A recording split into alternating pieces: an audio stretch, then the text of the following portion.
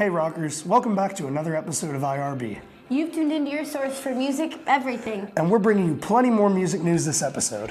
And also a performance by Randy Devlin. Stay tuned, guys.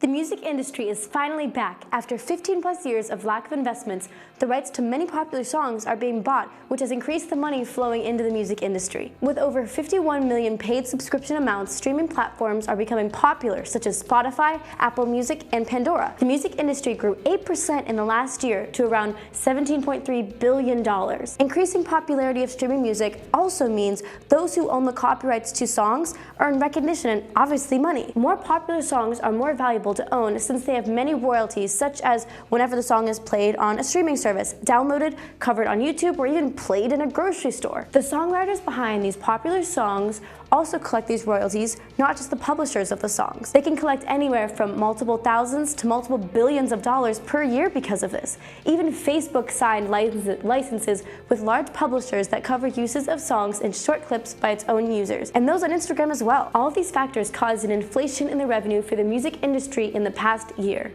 We're deeply saddened to announce that Marty Ballin of Jefferson Airplane has passed away. Ballin was 76 at the time of his death on Thursday, September 27. Jefferson Airplane's guitarist wrote, "Had it not been for him, my life would have been taken in a completely alternate path that I cannot imagine." He and Paul Cartner came together and, like plutonium halves in a reactor, started a chain reaction that still affects many of us today. Ballin helped form the band in 1965, and when they split, he became a member of Jefferson Starship, which had some of the other members of the original band join him. Not only was this a main component of both bands, he and the rest of Jefferson Airplane were inducted into the Rock and Roll Hall of Fame in 1996. But even after all this, his health did start to decline. He was a heavy drinker while he was on tour, and after an open heart surgery in 2016, he sued for medical malpractice, claiming he had kidney damage, lost his left thumb, and half of his tongue. Regardless, it is still a burden losing someone who was so important to the music industry.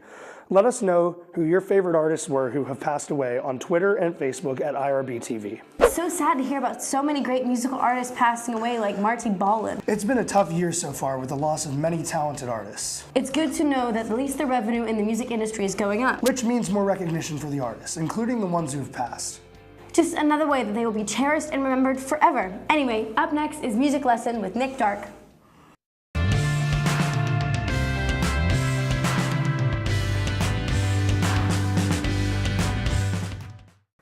Hey rockers, and this week on Music Lesson we're going to be learning So Far Away by Avenged Sevenfold. So you want to be in standard tuning, and this is a fairly simple song. The only chords you need to know are E minor, G, D, B minor, and C. So you want to start out on the E minor chord, and the strumming pattern goes like so.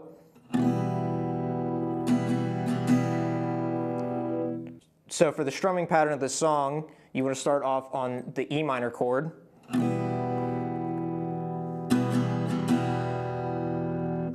Then you want to strum the E minor chord twice and then switch over to the G chord.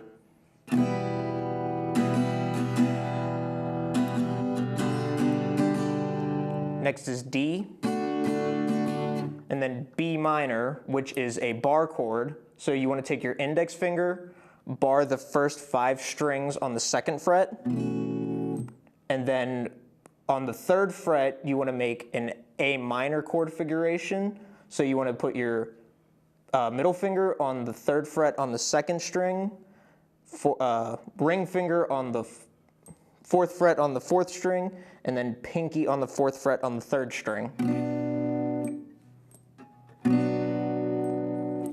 Then move from there, you move to the C chord. And then you just repeat it over for the verse. So let's play through it.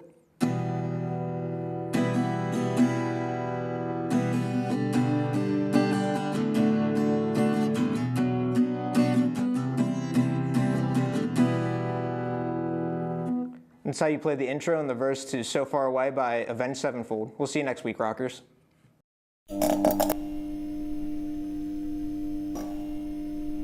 Whoever said that swing and jazz were dead? Well, Michael Bublé is putting that to rest with the release of his 10th studio album. The new album will be titled Love, but it's written as the heart emoji. The first single, When I Fall in Love, was released on September 27th and has been going strong. Now, you may be wondering, will I be able to hear these songs live? Well, hopefully. Aside from a few pop-up shows here and there, and it being a few years since Bublé has gone on a full-length tour, there are rumors that he'll be going on tour in 2019, so we can all listen to this wonderful music that he has been making. Bublé's new album is going to be released on November 16th, and I know that some of us here on IRB are really excited about it. Whether you love them or you hate them, Tenacious D are coming out with their 4th studio album on November 2nd. The name of this album is Post-Apocalypto, and you may be wondering, how are they promoting it? Well, besides the usual touring that bands do, Tenacious D has decided to make a cartoon by the same name, which can be found on YouTube. So far, the first episode, titled Hope, is out, and it's kind of exactly what you would expect were someone to tell you that the Tenacious D guys, specifically Jack Black, were hand-drawing and voicing their own cartoon. It's crude in multiple senses of the word, kind of funny, and the songs are pretty good. It's been 6 years since we've heard anything from these guys, but if it's anything like their first 3 albums, we're in for some good laughs and some even better music. I don't know about you, Ian, but I always enjoy some smooth jazz to calm me down. I guess that means you're going to be listening to the new Michael Bublé album? How did you know? Well, not only is Bublé a gorgeous man, but an amazing jazz artist, although I am excited for the new Tenacious D album as well. That'll definitely be interesting and a funny listen, I think. You know, so many artists are releasing new music this year. Anyways, up next is Rockers Review.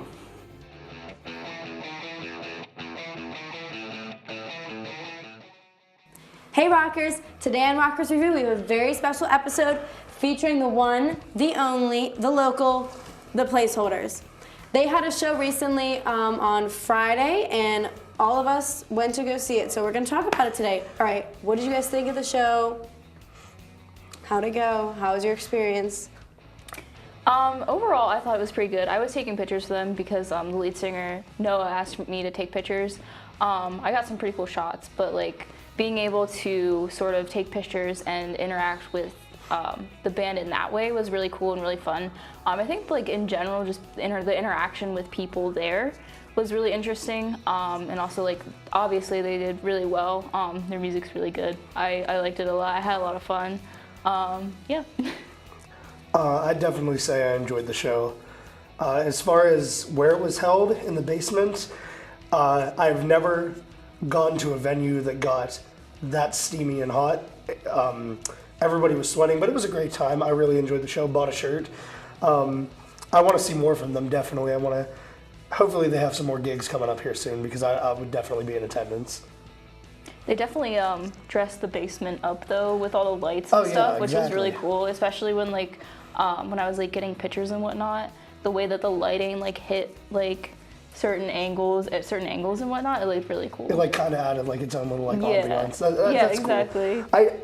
I've never been down there when they did it. I've been to that house before on Locust Street. We were in the basement for it, and I went down and it's all decked out. Like they have the band set up in the corner, and when they started, it just seemed like the basement just kept getting more packed and more packed. Like it was a really cool atmosphere. No, there were a ton of people there too. So and not to mention the music was great.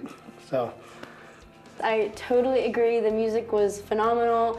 The basement, not as phenomenal. It was a tad grimy and very sweaty and sticky. I've been in that basement before, and I just was like, he told me that he was setting it up in the basement, and I was like, this is gonna be a sweaty night. I knew.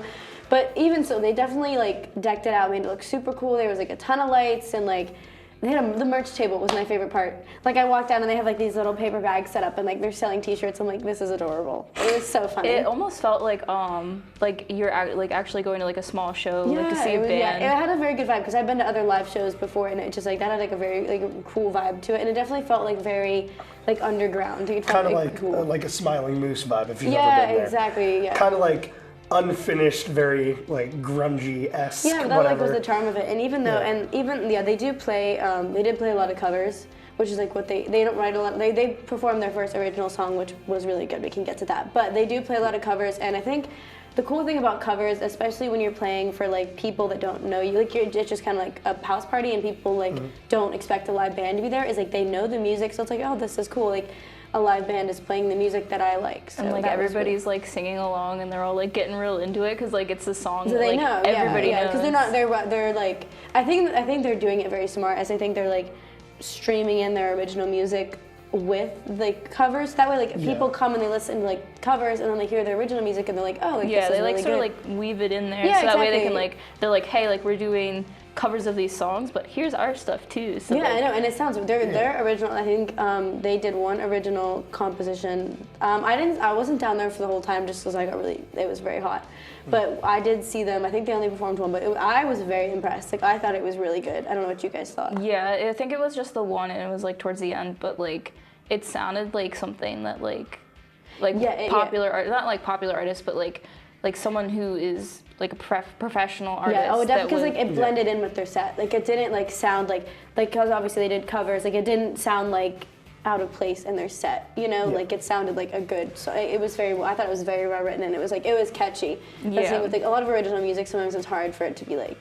It's hard to have that kind of vibe. Yeah, exactly. To it, and I know Noah's like struggled with like writing original music. It's something that he's wanted to do for a while, but he's like struggled with it. And I was really very like genuinely impressed with like how the song turned out. Yeah. I'm gonna have to say and I apologize for cutting you off. No, you're good. But I was not there for the original song. I actually went upstairs for a little and must have missed it. I think I went upstairs for a little bit too, because I just like, if you were down there the whole time, I don't know how they did it. I don't know, like. But I would have to say, especially with their covers, the energy and kind of vibe they put into it, I wouldn't say it's like putting their own spin on it, but you can definitely tell they like that kind of more alternative rock. But they played stuff that was out of the genre of alternative a little exactly. bit. Like they played "Come Together" by the Beatles. Oh yeah, and that's a song that everybody knows. And then they did like "Wipe Out" was really fun. I think they played that. They I don't know if anyone remembers, but they were on the show last season, and I think they did that one. Yeah. I think they played all of their songs. They did. They played on here. The same ones that they played. Yeah. Did you guys have a personal favorite cover that they did, or their song that they played? I would say, personally, I loved when they did "Fluorescent Adolescent" by the Arctic Monkeys. I love that cover, and they did very well with it. It didn't feel as energetic. It kind of had more like a mellow vibe to it. I really liked it. Me too. But I also did like the original a lot. Like I like we were saying, I feel like it just like was it fit in there very well. Like it was very natural, and like it sounded so good. And Noah has such a good voice. He does. He really does. And I was just like, yes. And it was so good. I like ran into Luke, their drummer, before the show. Like I think it was like Thursday, but he was like, he's like, I'm a little bit worried. Like I don't know if we're ready. But like honestly, after that show, I was like they were definitely ready. They really rocked it. Yeah, like, exactly. They did my awesome. personal. They covered a lot of my favorite songs. They covered "My Kind of Woman" by Mac DeMarco. Yeah. No, that was really good. And then their encore, they did an encore, and it was "Work This Time" by King Gizzard and the Lizard Wizard, and it was so groovy. It was so good. They did really, and I think they played that on here. Actually, I don't know. I think they did. I don't remember. So I think they did. It was anyway. It was really good. All right, Rockers, we'll keep you updated on the Placeholders' upcoming shows. Other than that, make sure to check them out. Hopefully they'll have music up on music platforms soon. See you later, Rockers.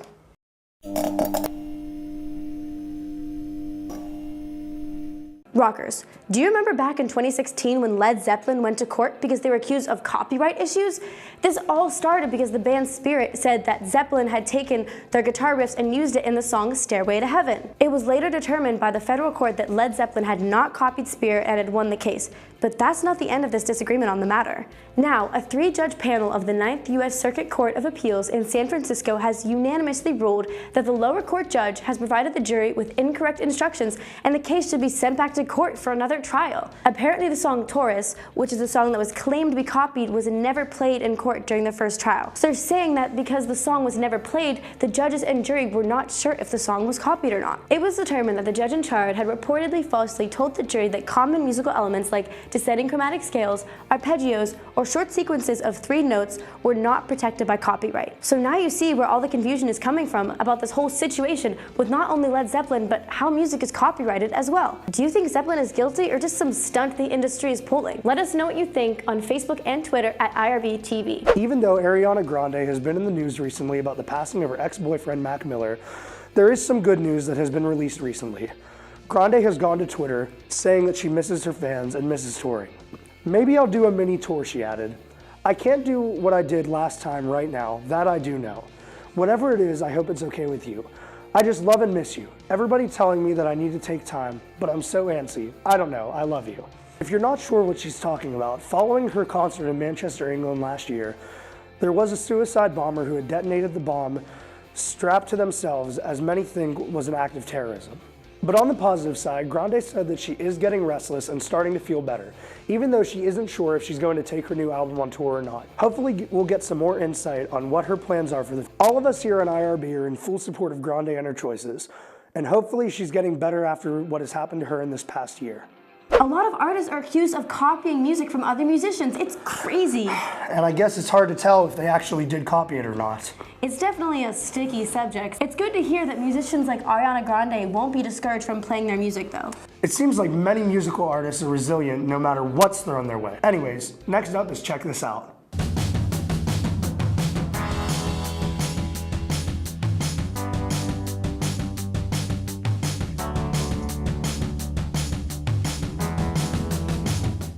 Hey everybody, today I am delighted to introduce one of my absolute favorite Indiana musicians, Mr. Randy Devlin.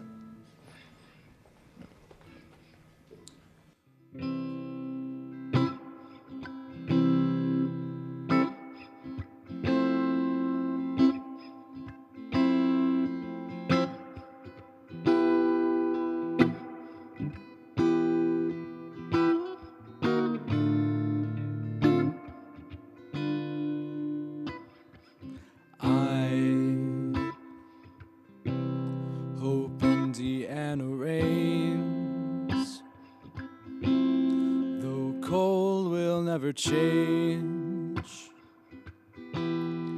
We all stay the same. You, what are you gonna do about that rock in your shoe? Here, let me shake it out. I would stay up all night, so don't close your eyes. Those loving green eyes.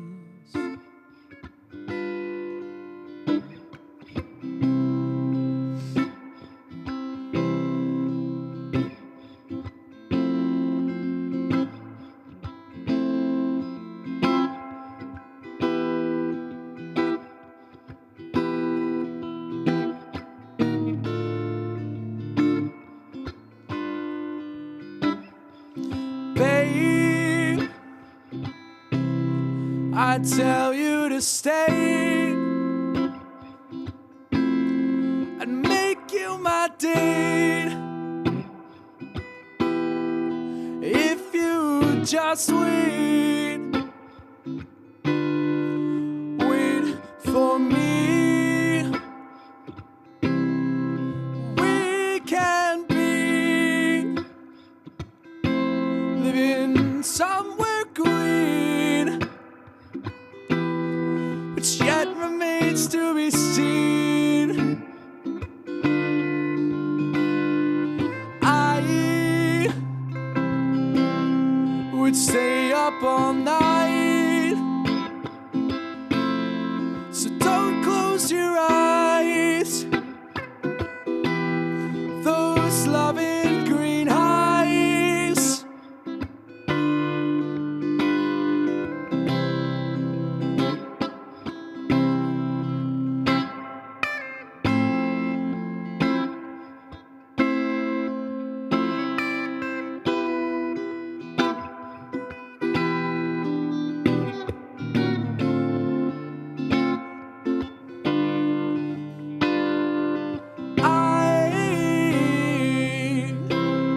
Hope Indiana rains, though cold will never change. We all stay the same. You,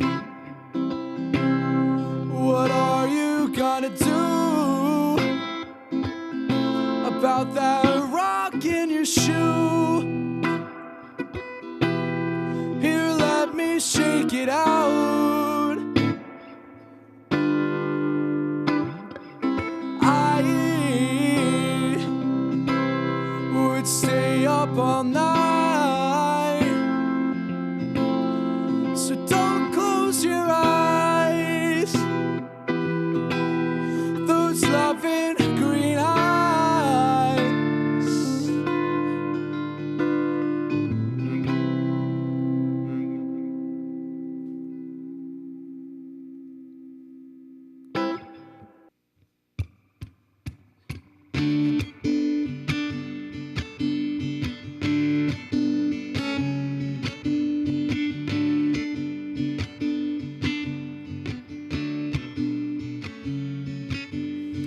I'll drive endlessly to my right. You lie there sleeping.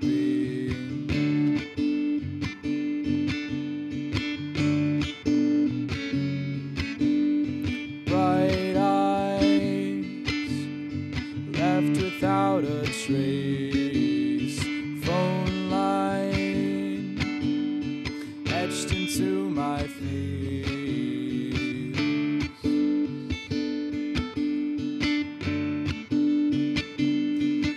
And if I ride, would you call? Talk to me all night. Asleep we'll fall. Are we out of time? Doesn't matter at all. Talk to me all night. Asleep we'll fall. Asleep we'll.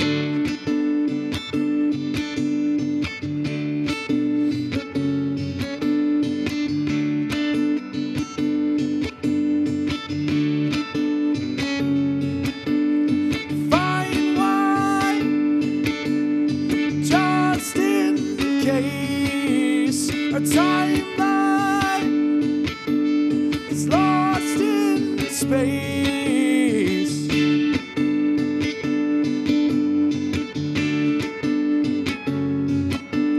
'Cause I watched your face, I felt alone. No place like home.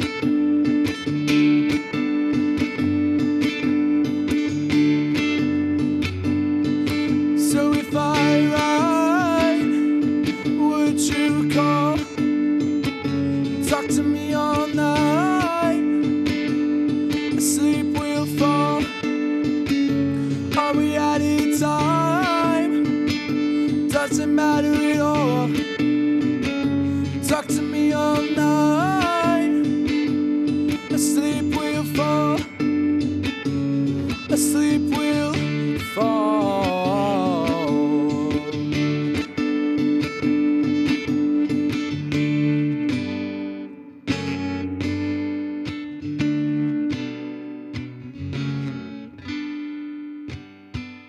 When my heart falls asleep, my sweetheart, can you hear me?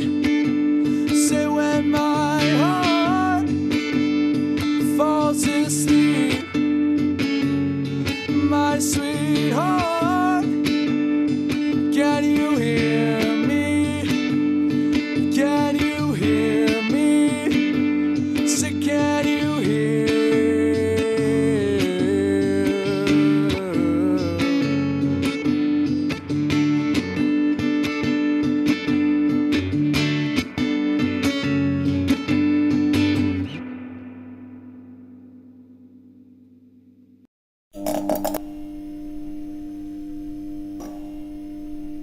Another awesome IRB performance on Check This Out. Thank you, Randy. Those are 3 new songs, am I right? 2 new songs. 2 new songs. Can You're you tell us close. about them? So the first one I played is called Green Eyes. I wrote it about my girlfriend.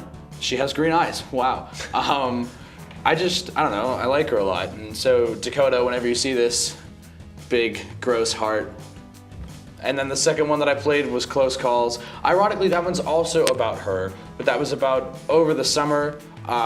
We were apart because I went back to my hometown to work and like make actual money, and she stayed in Indiana to work at her job. And I was like super sad about being in a long distance relationship. So like the chorus of the song is all about like talking on the phone when it's like super late and I gotta be up for work tomorrow morning, and it's called Close Calls, which I think is kind of witty. Nice. As someone in a long distance relationship, I totally relate to those feelings, and it's awesome to hear them in the form of a song. How has the songwriting been going this summer? When have you found the time between working to get these songs in? For a couple tunes, let's see. I wrote a few songs this summer. One was called Rockland, which was about, like, I don't know if you've ever been to like the Rockland Tunnel or like Freedom Falls. It's up in sort of like the northwestern part of the state, and like her and I went to Freedom Falls, and we just spent the day there like looking at the waterfalls and going through this massive tunnel, and I was like, you know what, I want to write a song about this. So I mean, it would just be like I come home from work, you know, like put on comfy clothes and maybe take a shower if I'm super sweaty one day, and then sit down and I'm like, all right, I'm gonna write a song.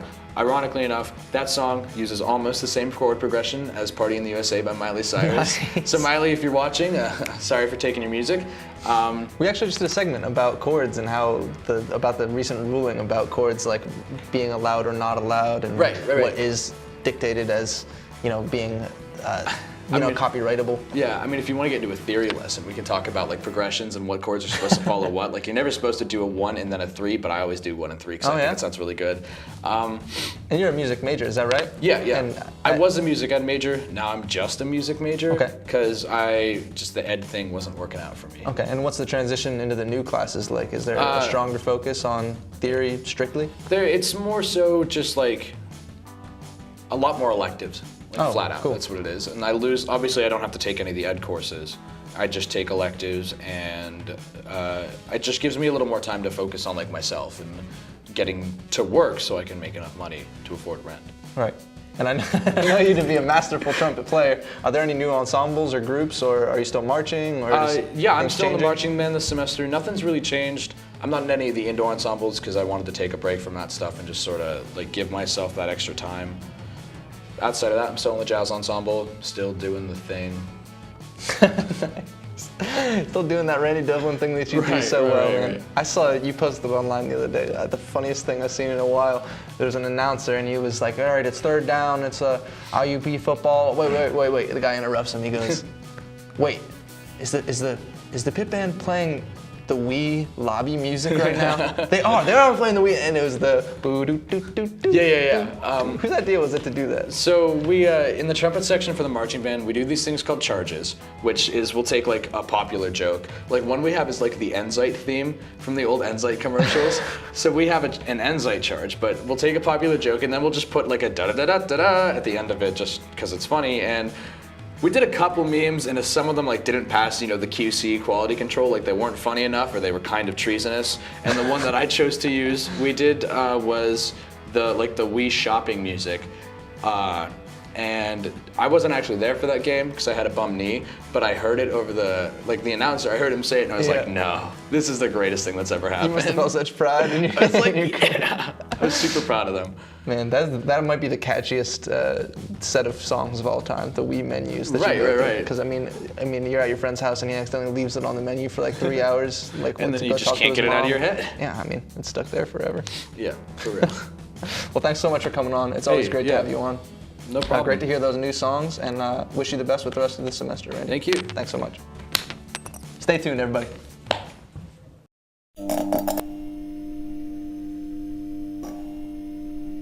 Well, thanks for tuning in this week. Hope you got your dose of everything music. Tune in next week for a performance by Scott Marlin. Follow us on social media, Indie Rockers Ball or at IUP-TV for more updates on your music news. Hope to see you next week, Rockers.